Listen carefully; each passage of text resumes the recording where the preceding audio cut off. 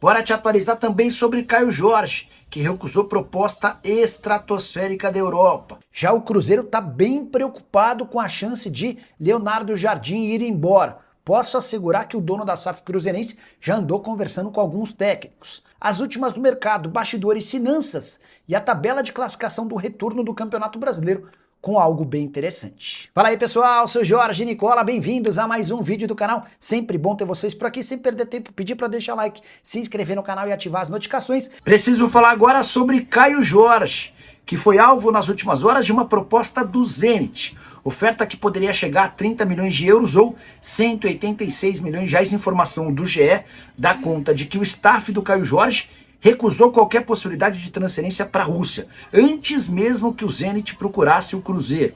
Essa negociação teve início com o atleta. Caio Jorge disse que só pretende deixar o Cruzeiro para jogar em uma liga importante, de preferência num clube gigante do futebol europeu. Ele teme que a ida para a Rússia o impeça de estar nas convocações da seleção brasileira. Caio Jorge chegou a figurar na seleção de Carlo Ancelotti em 2025.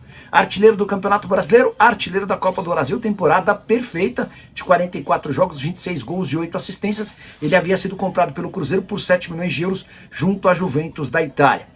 Para completar o noticiário cruzeirense, registrar que Cauã Batistella e Juan Gabriel, duas das joias da base do Cruzeiro, foram relacionados pela primeira vez para o time principal e ficam à disposição do técnico Leonardo Jardim para a partida contra o Santos nesse domingo na Vila Belmiro.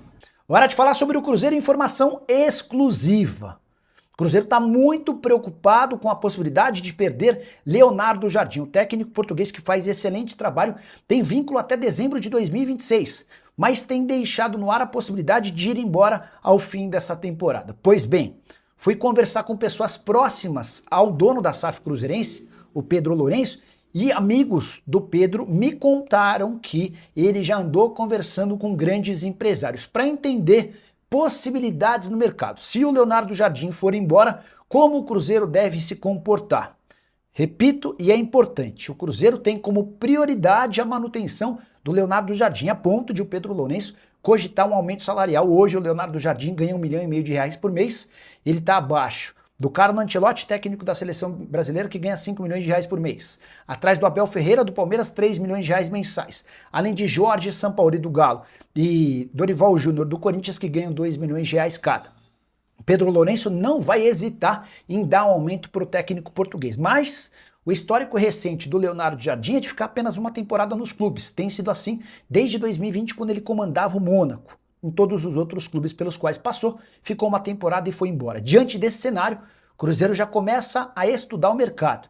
E quero acrescentar uma outra informação super importante. Paulo Pesolano, uruguaio que passou pelo Cruzeiro na era Ronaldo, é alguém que agrada demais ao dono da SAF cruzeirense. Bora falar agora sobre Pedro Rocha. Quero contar com exclusividade que o artilheiro da Série B tem em mãos 3 propostas de times da primeira divisão.